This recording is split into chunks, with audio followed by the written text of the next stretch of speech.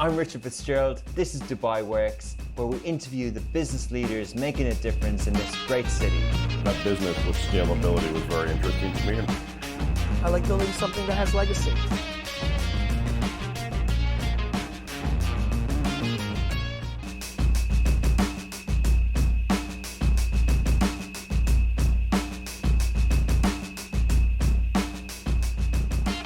So as usual, lots happened in Dubai this week. Smashy were a media partner for NAS Summit. There were over 1,000 creators at Madinat Jumeirah all day Saturday and Sunday, and it's a really good event. It's a really good conference talking all about the creator industry, YouTubers, TikTokers.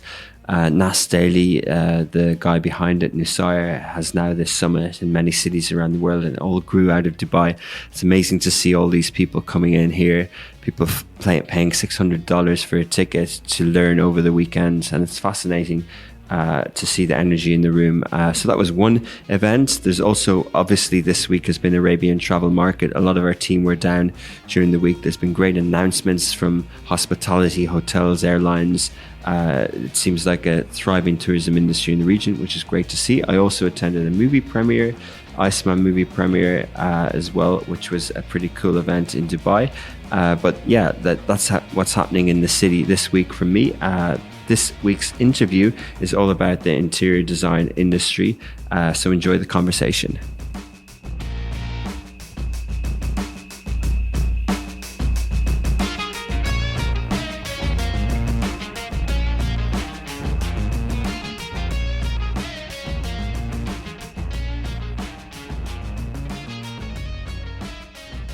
Welcome back to another episode of Dubai Works Business Podcast. With us today is Yasmin Farahmandy. She is the founder of YDesign Interior.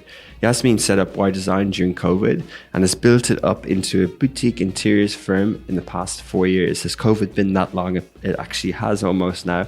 With a high-profile commercial and residential clients, working on some of the top hotels in Dubai, including Caesar's Palace and Grand Hyatt. Wow, cool. So we'll be talking about the story of YDesign Interior.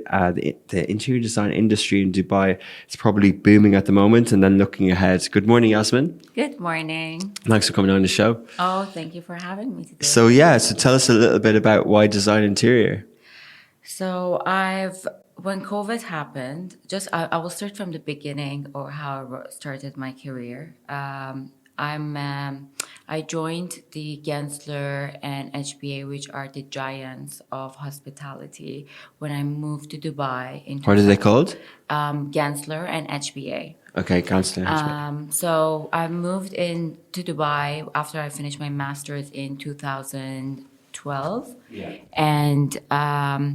And when I moved there, when I moved to Dubai, it was a city full of opportunity, and it still every day is. So I started with joining HBA and kind of learning how to do the business, right? I've studied my master's in interior design, and that's when I started my journey. And over the years, for 10 years, I've been doing interior design, learning from the masters, working in the region. And when COVID hit, I kind of lost my job during COVID period. And I always wanted to do my firm, and I never knew. I was always afraid, and COVID was the right moment. That's amazing. So when did you come here? I moved here 2012. And where were you before that? I did my master's in Milan. Wow. And my bachelor's in Vancouver. So I'm raised in Vancouver. I did my bachelor's degree in furniture and then moved to Milan to do my master's in interior design. Oh, amazing. So when one does a bachelor in furniture, what are they thinking their career can be? Well, right now, designing furniture, it's booming as well. Being a designer, that's part of our career. I always wanted to be an interior designer, but on the circumstances of Vancouver where I was, furniture was there was a great university and great aspect of it that I wanted to learn. What we do is, yes, design and designing hospitality, we're designing in a larger scale. However, furniture is part of that larger scale, right? So starting from a small scale product to designing a bigger space. And that's kind of furniture in a sense is product design. Yes. and that's a particular type of design, is it? Well, as interior designers, a lot of designers actually start launching their own furniture. So it is part of what we do. Whether we do select them or we design them, we design interiors. So we could easily design product, you know. And, you know, I've launched my furniture capsule collection a couple of years ago at Index. And I like to grow that in the future if I have time, of course, you know, but that's the goal, you know, most designers are now collaborating with suppliers, designing fabrics, designing lighting, designing furniture. And it's something very personal because it really reflects you as a person in a product. Interesting. So then when you did your master's in Milan is obviously, you know, anything Italian has a good reputation on design. Was that one of the factors for doing it there? Yes, for sure. I really wanted to learn. I mean, Europe for me was a dream, and I always wanted to move there. So designing and studying in Milan itself was a dream at, you know, 22-year-old. And when I went there, it's so inspiring just living in Milan. But also I studied in Domus Academy, and all our instructors were really known designers, and they were our instructors. And I really wanted to learn from the masters and kind of embrace the design, you know, discipline in every aspect, whether it's product, interior, but I really specialize in interior and living design because I've already had my background in product design. Yeah. And when you were moving to Dubai, you know, it must have been a kind of a career decision. Did you think that you would get opportunities here sort of 10 years ago? 10 years ago, I had two options. It was London or Dubai, you know. Before Vancouver, BC, when I was younger, I was here when I was 5. And then I moved to Vancouver, you know. So I saw Dubai before and after. And during that gap that I was not here, I just saw Dubai booming, you know, with all the hotels and hospitality. I remember Sheikh Zayed Road was, you know, all these buildings did not exist, right? And when I finished my master's, knowing that I really want to design and be in hospitality business, Dubai was my place to be. Right? I knew it's gonna, and it still is. And, you know, now 10 years from the day I moved, and it's still booming year by year. Okay, amazing. We'll talk a little bit more about the industry, but just a little bit on YDesign. So you talked about the origin story, the pandemic, but when you're sort of working for a company, the company have a lot of resources. You might have a specific role, like, you know, either project management or tenders or concepts or things like that. Of course. What was your sort of strengths, and how did that lead into the makeup of what you do at YDesign? So when I started my design career, you know, I started from being an FF&E designer, you know, where we select furniture and materials.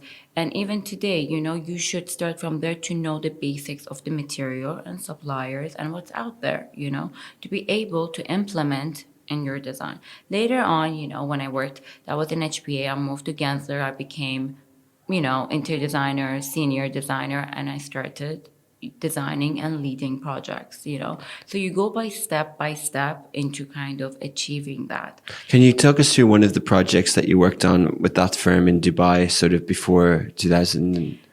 So when I started, I remember when I first started at HPA, one of the projects that I began with was Address Boulevard. And I used to live there 2 years ago, you know, and it's very interesting for me because in 10 years, you know, snagging it is a huge, I mean, it's one of the main, you know, Address Boulevard being one of the main influential buildings from EMAR, and being part of that journey as, you know, first fresh, you know, junior starting her career. And it's an absolutely stunning, anyone who's been inside that building, like it's memorable in how visually impactful it is, each area of it. And it's, you know, I always say all addresses are beautiful. You know, Address Boulevard is a very social environment. A lot of people meet there for meetings, and, you know, I was part of a team, of course. When you work for a firm, it's a huge team that we all worked on it. But it, for me, was a milestone, and having that opportunity to be able to work in such projects when I just began my career. Yeah, so that kind of inspired you even further. Exactly. But sort of going back to the question, so you mentioned sort of fear starting the business, but what did you take from? What was YDesign going to do from day one? And what were you offering to the kind of first clients? What was the product? What was the offering? So I always wanted to open my own boutique firm, and that was my goal. I always had that vision, but you always have to have that discipline and consistency and learn, and later on open your own, the right time to open your own boutique firm. When COVID hit and I lost my job, I knew there was a niche of market that I'm targeting. And, our motto is, yes, we offer that, with a global mindset and offering that, senior services that a big firm would provide. We do that. However, with us, it's more one-on-one interaction. I want my clients to have one-on-one, journey when we design every single project that is kind of lost with big firms. We are boutique. We have, work with international, companies and operators. However, I'm involved in every part of the journey. How many people are there? We are right now 5 people. And what's the mix of skills that they have? From, senior designer to junior designer to 3D rendering to drafting. So it's different. Do they do the architecture, interior architecture part as well? Yes. So what would be a typical sort of process? There's kind of fit out companies and there's other people who do full service. Do you come in at the early stage and design the concept? And so we begin with the hotel directly. We understand their needs. It's mainly hotels you work with? With you hotels specialize? And restaurants, and residential. But they're all, they're all same discipline and it's all same journey. You need to understand what the client needs. And what we are really, strong at is understanding the brand identity. And that's where we, expedite in delivering a concept and the vision of the client. And because I'm always involved from day one with the client and I kind of walk them through the journey, we build that relationship together.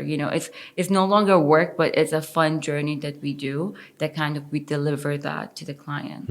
And of course, I have my team that supports us, right? So I just felt it's been very successful for the past 3-4 years. It's a bit more personalized. That with bigger firms, it's a bit more, structured. Yeah. You don't feel that, flair of touch of designer being involved and, I'm accessible all the time on my phone and, it's like calling a friend, I get it, but then, and it's amazing and I see the need for it, but then I see the examples of Caesar's Palace and Grand Hyatt and think that, can a small boutique firm take on such big projects? So when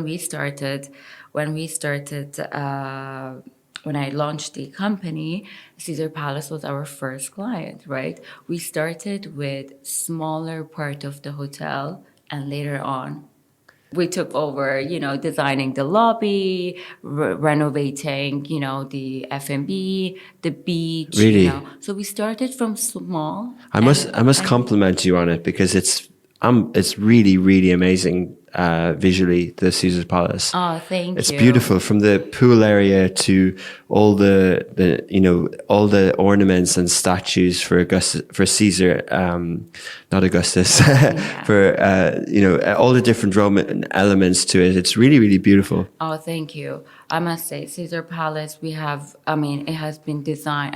Everyone says, it was designed by another company and we just came in to renovate because when Caesar Palace took over as an operator, we needed to kind of give that Caesar's feel and brand identity to the property. And that's when we came in and we started recurating with Tony Costa being the president of Caesar Palace, every single space.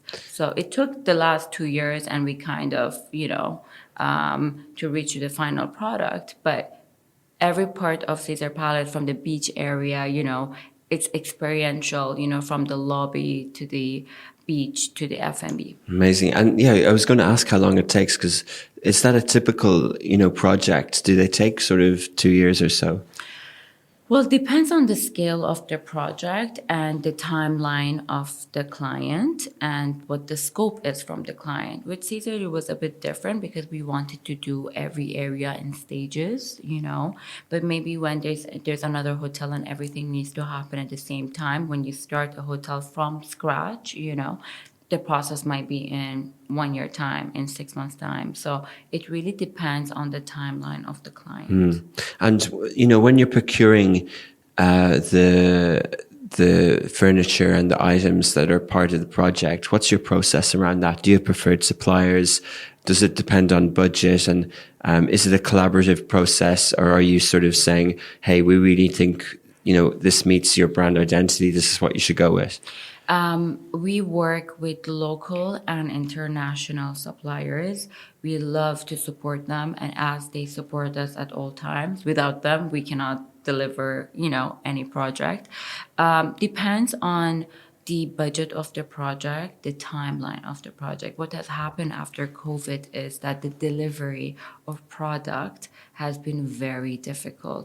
The timeline has been expanded from 3 months to 6 months. To do with supply chain difficulties and things like that. Exactly. So that it really affected us to kind of work with international brands, because, that delivery is kind of not really helping, the client with their timeline.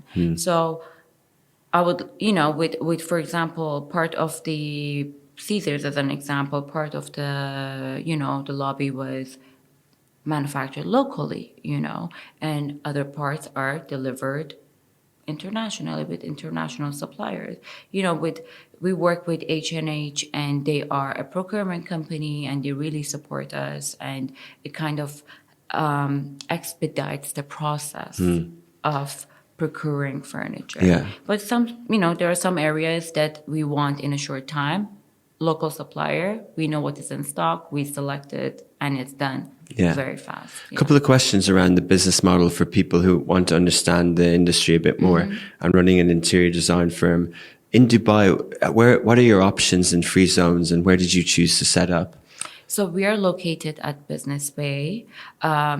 With Dubai, honestly, it's so easy to open your own business.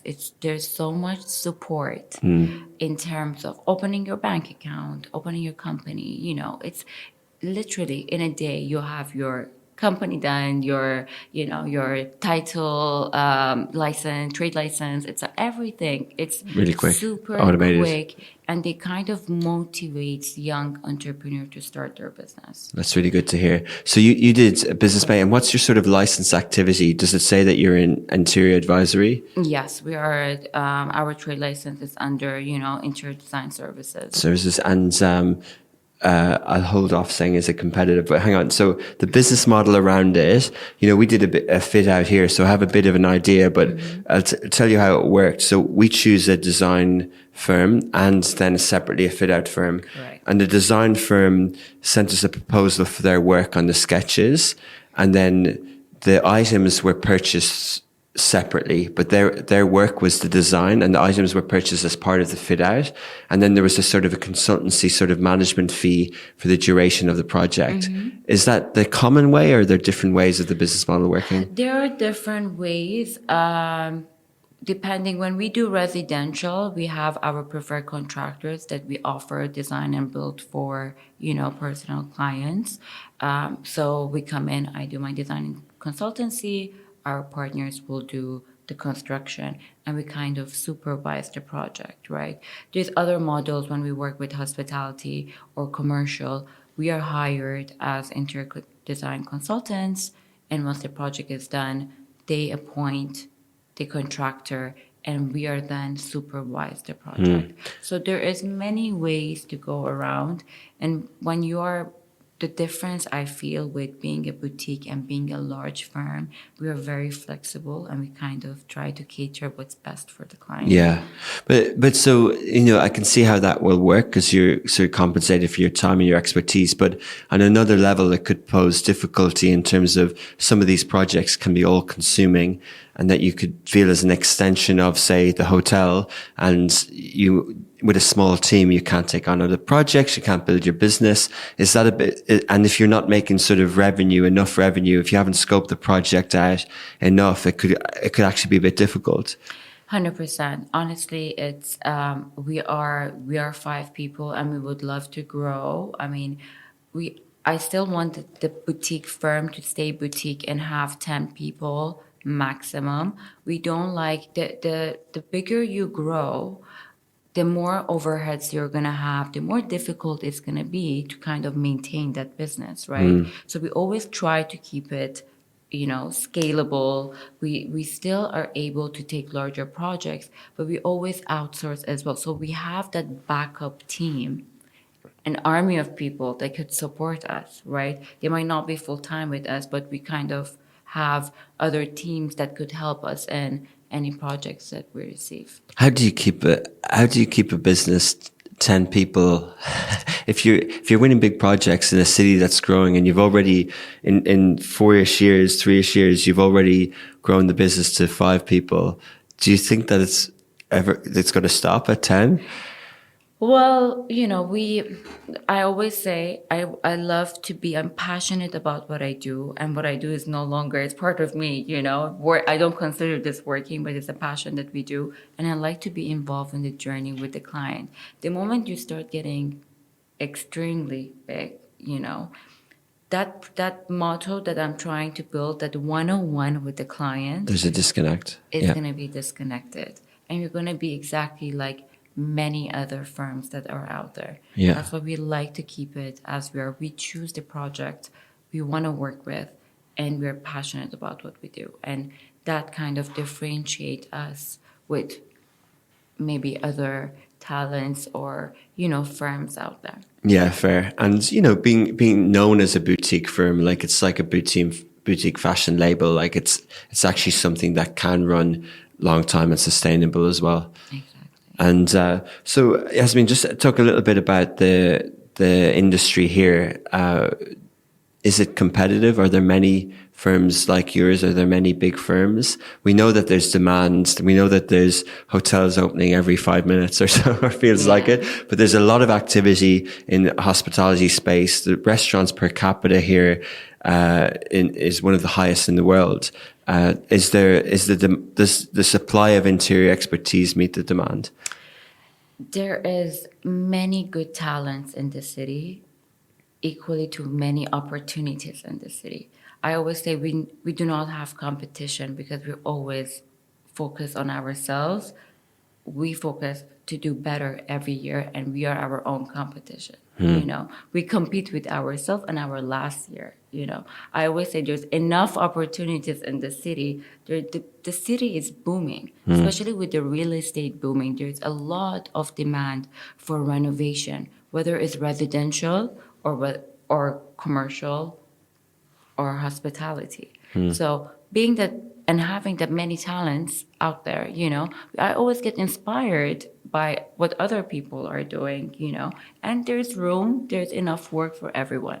Yeah. So I think it's also when you see everyone getting that opportunity, it's that energy that flows in the city. Yeah, amazing. And it kind of motivates you every day. So. Yeah, and so specifically then, is there a tender process? If you're pitching for a project, how many people could go in for that project, or what are your chances of winning it? So for larger projects, especially when it comes to commercial and hospitality, there's always a tender process. I believe they kind of have 10 designers that tender, and then they kind of eliminate 2 to 3 people.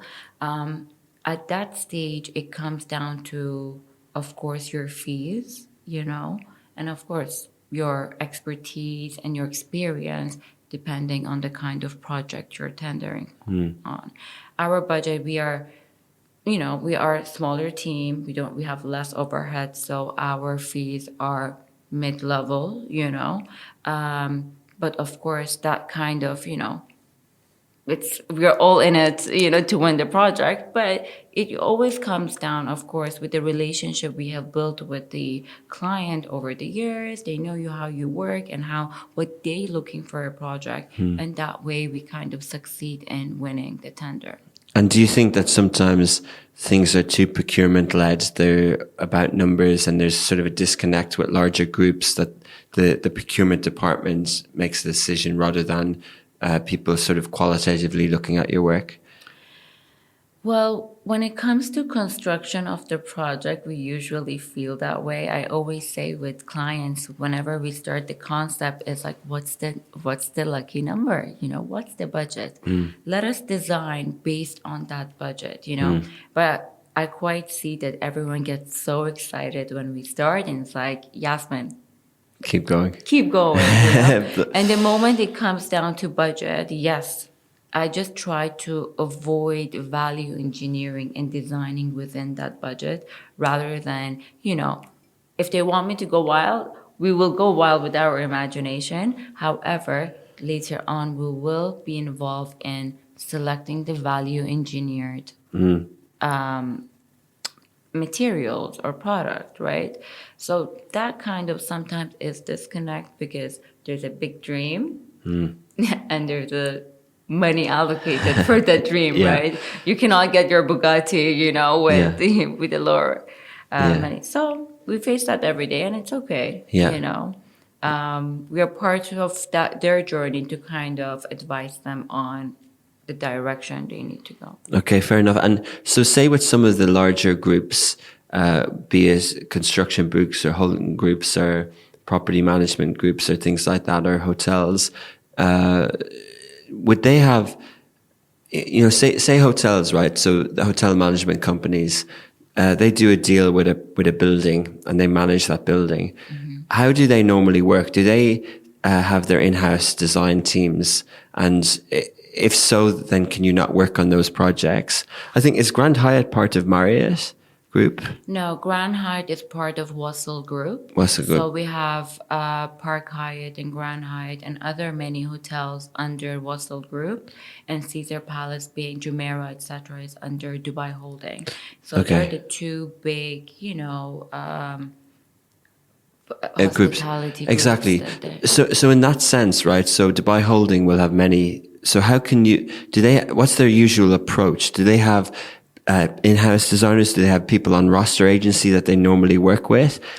Well, it depends on the property. Yes, they do have their design team, but every property is different. When we worked on, for example, Caesar Palace, we are their interior design consultant for Caesar Palace, because there isn't a design team for the operator, right? There's a very big difference between the owner and the operator, and most operators, have their in-house design team, and you would then work with the in-house design team. For example, Wasl Group, right? They have their design team, and when any project that comes on board, I directly work with their design team to make the project happen. In other projects, in other operators, it really depends on the ownership and the operator. In most cases, there is a design team involved, and in some, we work directly with the client. So that's a good way of having kind of repeat business. If you're in the trust on one project and then they have a group, then they can. Yeah. And when it comes to sort of hotel and hospitality and F&B, how does that work? Like if you do the hotel fit out, the design of the lobby and the rooms, then if they have restaurants and F&B that they don't manage, can you work on those projects as well? Well, it's always, if it's managed, when you work with a hotel, of course, there is some that are standalones and there is some that is operated by the hotel. We're always recommended by the hotel, of course, but they're standalone, so they have the choice to work with other designers, But yes, when with Caesar, for example, we had the opportunity to work with the F&B units in the hotel. But as you mentioned, for the past 3 years, for us been about building relationship with the client and that trust. And all the business that we are working on until today is just repeated business with the same clients. Interesting. That's a good, solid foundation of a business. And in terms of margins and is it a healthy business to be in, interior design? It's a very it is, but it's challenging. I always say it's like surfing, right? You go up and you might come down, but there will be many waves coming, right? So you need to be able to manage in any business when it's your own business. You're not going to always have, back to back, projects. You might have 5 at a stage in a phase, and then you might not have one, right? So you need to be able to manage your team and your time accordingly. And that's based on being a boutique or being a giant firm, That's part of, that's part of life. Yeah. So, however, in Dubai and being in the region, we know it's booming. There's lots of opportunities. So for sure, it's a healthy business to be in. And other than the sort of uncertainty of projects, what are the sort of other pitfalls that you could, that you need to navigate? For example, if you win projects, are you always going to be profitable? No. Not always. No, honestly, it's sometimes, especially when you begin, you want to get your name out there. You want to build that relationship. So it's not always about the profit. It's about that exposure as well, right? So you need to build that exposure to later on being able to, you have to think ahead that, okay, in 5 years' time, first you build the trust and let them try you and experiment, be happy with your work. And later on, you can always make profit, right? But the challenge is, I feel the pitfall with our business is payments, right? So not only until today we've been blessed and, we did not have as many issues, but when we might have with like individual clients, when we design residentials, etc., that, we're always learning in that contract that we do, to get payments. That sometimes is a challenge. And I think we should always be aware, that you might not get paid or you might, but Takes a while, yeah. It takes a while. But we understand, we understand the market, especially after COVID, things have changed, lifestyles have changed, budgets have changed. So we try to be manageable in that case. Yeah, it's good you mentioned that. I think a lot of service industry, not just interior design, have need to manage payments, payment terms, how to, the contracts, how to follow up, how to work within the legal framework around that as well. So especially as a small business, I think it's because the big companies don't know what sort of lifeblood they are sometimes to small businesses. And, if you're putting all your resources into that and then they don't pay you, then like you're clearly not working on other projects because you're, Exactly. So yeah. That's interesting. Yeah. But just talking kind of wider, you kind of mentioned about being inspired in Milan and then seeing all the things in Dubai. And like when tourists come here, they go in and some of the hotels that you've designed and they're just amazed by how beautiful they are. Like what are the projects that you've been impressed by around the city in the last few years? Well, there's many projects every day. There is a new place opening, a new restaurant. Honestly, I love F&B and I love restaurants and I love because you see the energy and the vibe of people, how they interact with spaces, and that's my passion in life.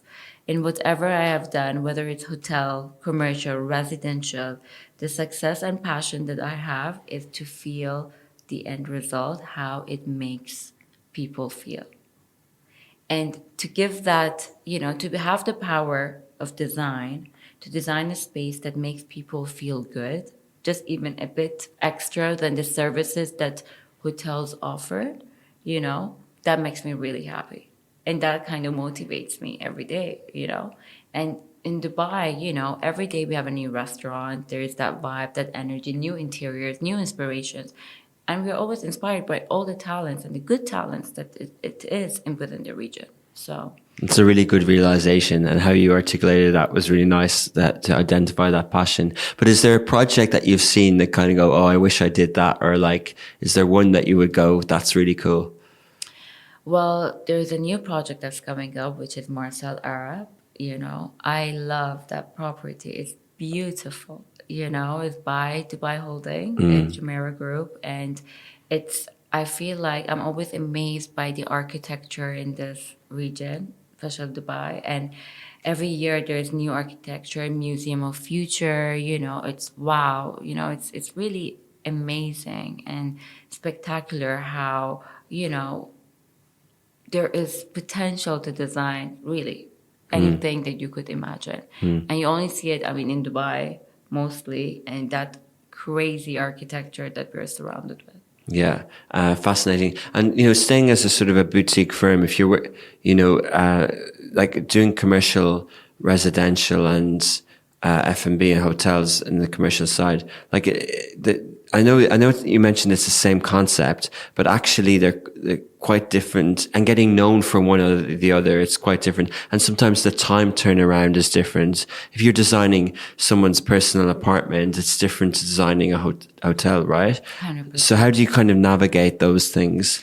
So we usually currently we're doing a lot of F&Bs, and their turnaround is much faster, right? With hotels, of course, is longer. So we try to manage our time with the projects that we have on board. Of course, when we have too many projects, we do not take it on board, because we don't want to kind of sacrifice on the quality that we are delivering to the clients. With residential, we usually have 1 or 2 residentials per year, and those projects usually are the longest leads. Why? Because it's emotional, The moment it's personal, that project takes much more time than any hospitality project. Okay, interesting. Because people, it's their home. You're dealing with the husband and the wife and the kids, and you're going to be interacting with that space every single day.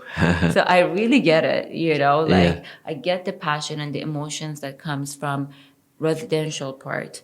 But equally, being a boutique firm, we are trying to expand in residential markets, to expand our team as well. However, because it takes longer, we cannot take so many on board currently, because of the scale of our team. But in the future, that's what we are aiming for. Is there as much demand in residential as 100%. there is? Now real estate in Dubai is booming. I've just noticed, especially in Palm, the villas, the pricing are extremely high. There's a lot of people moving to Dubai, and most of those villas needs renovation. And that's what we are trying to target, to get involved in doing residential villas. There is another aspect and demand in the market, that there is a lot of branded apartments and buildings are being built. And that's what we are specialized at, because part of hospitality, we design a lot of branded residentials. And that's what we are really experts on. And we try to expand on doing residentials that are branded, or apartments, and renovate to that level that feels like you're living in a hotel. Yeah.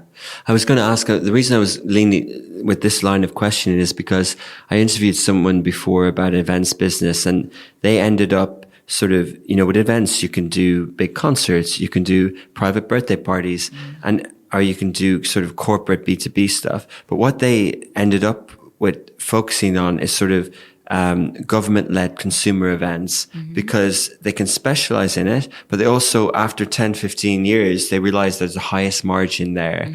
So, similar to what you said, like, not that the private birthday parties are are difficult, but they're actually a lower margin. They're less price point. They're needs more client service, and you actually don't make as much profit. Yeah. So some of these decisions, especially with a boutique firm, some of these things can be, where's the actual margin? Yeah.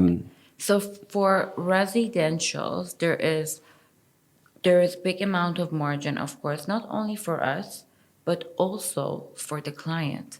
Because if they take the villa and renovate it, the amount of profit that they would make on When they're the selling. villa, This is another trend that's happening, isn't it? and this is what we are trying to focus on, Not only, okay, yes, of course, we are spending our time and we have our margin within the project, but the client, in terms of investment and return of investment, they will make much more, Yeah. And that's the future, I feel, in Dubai in the next 2-3 years, because there's a big demand of buying villas, especially in, like, in Palm, because the older villas, the spaces are much larger than the new builds, So they prefer to buy old and kind of renovate to the way they want to have their apartments. And a lot of people are looking at it in terms of investment, and some are for their personal use. But in any case, the profit they're making, it's crazy amount, Yeah. especially right now in Dubai. That seems to be a big trend. Yeah, if they're selling it again. But touching on something you said, Yasmin, about the branded residences, it is a really hot trend, isn't it? Like, I was speaking to someone who works with a group. I think they're looking after Four Seasons, and of course we know Four Seasons hotels, but now they're launching Four Seasons residential. Yeah, and even Atlantis Royale, they have residential. So it's like, how they described it to me in a business sense, it's like, if you're a property developer, you get, because I was kind of like, well, why would there be residents in this Atlantis Royale? Like, if they can sell at 80-90% occupancy, why don't they just rent the room? Like, why are they selling it to one person? But they get the money up front as a developer. And if the person doesn't want to live it all the time, they can flip it back and rent it out. So it's from a business owner point of view, A, it's a different brand, but B, it's like you're acting like a property developer to fund the hotel as well. And with branded apartments, I always say in the end, it's luxury, It's hospitality is about, luxury and kind of catering to the client.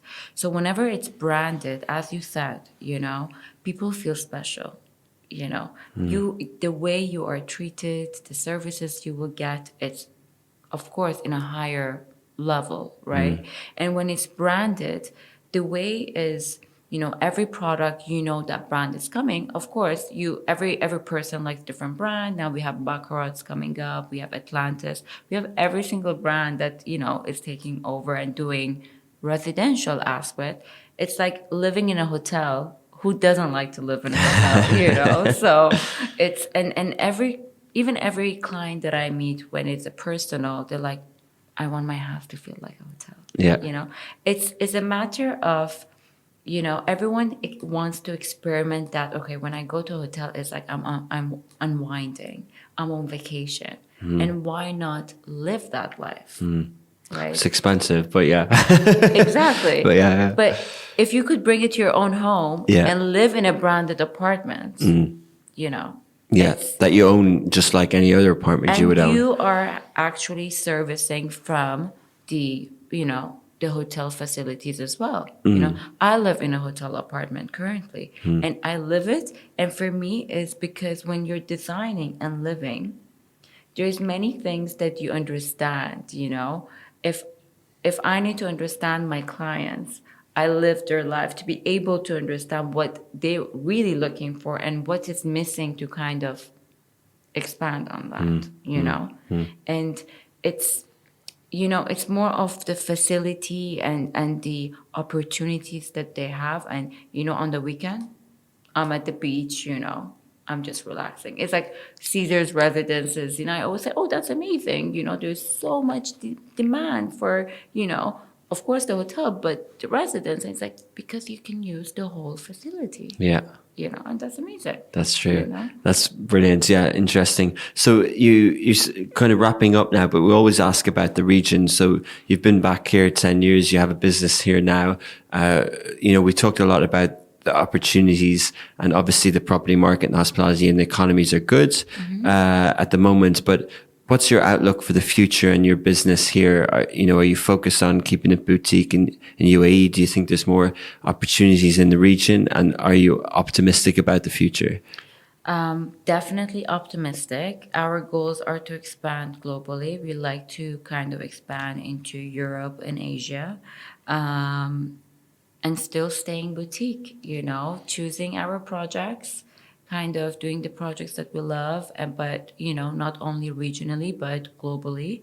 And I feel Dubai, we never felt that there is no opportunities. Every day I feel there is more and more demand for design, and with power of design, you could make many changes and different living experiences for people. Amazing. So that's interesting. Sometimes people do say that you use Dubai as a global hub and you make your name here, but you can expand elsewhere. Yeah. But Asia is quite big and Europe's quite big. Like, how do you kind of create opportunities in those markets? I feel when you work with brands locally, they're connected with the same brand being in Europe or Asia. So you would have an opportunity to work on their projects abroad, and that's how you create a link. You get known. You might work on a hotel brand here, but the same hotel brand would have chains, and that's how we like to kind of enter to more broader markets.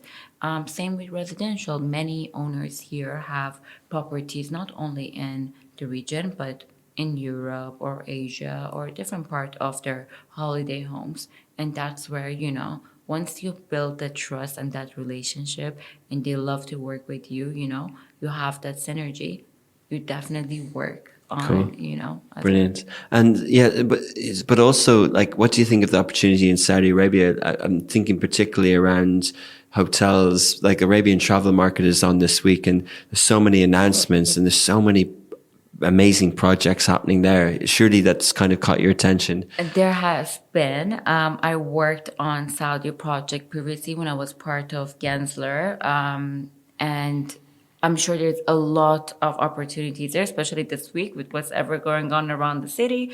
We would like to enter that market for sure. Mm-hmm. Currently, we are really focused with UAE, and if there is an opportunity, why not? We will be more than happy to be involved with the Saudi market. Interesting. And finally, I was going to end, but I thought of one more question. When you mentioned like Gensler and those type firms, like sometimes bigger groups in other industries can acquire smaller boutique firms.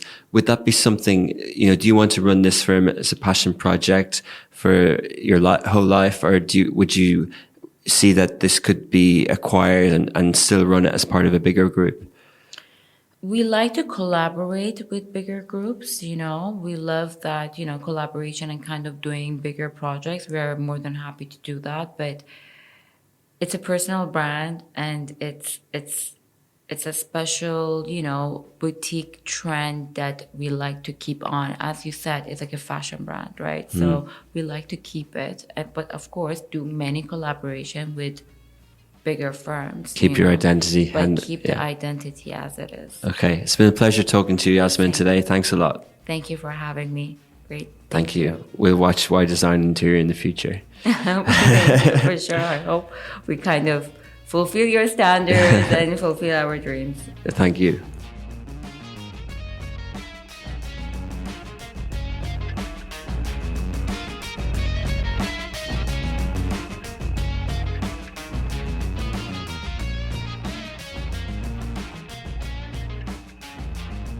So it's always good to hear the insider view of the interior design. I was down at Demon Duck in Caesar's Palace during the week for dinner, and that Yasmin had designed that concept. It's just really great to hear the backstory in it, and I'm sure when you see amazing projects in Dubai, you wonder how they come about. So I hope that interview was useful.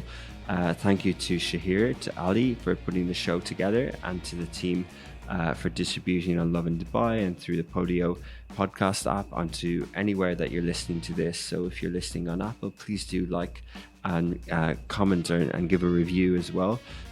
It's also available on smashy.tv. You can get a free 7-day trial there to watch this in full if you prefer to consume that way. And if you did like this episode, There's been some others similar to this. I would point you towards Say Issy, which is another great story about a boutique interior design firm that's built up in Dubai. And we'll be back next week as usual at 11 a.m. on Friday mornings with the live show, and the podcast goes up in the afternoon. Speak then.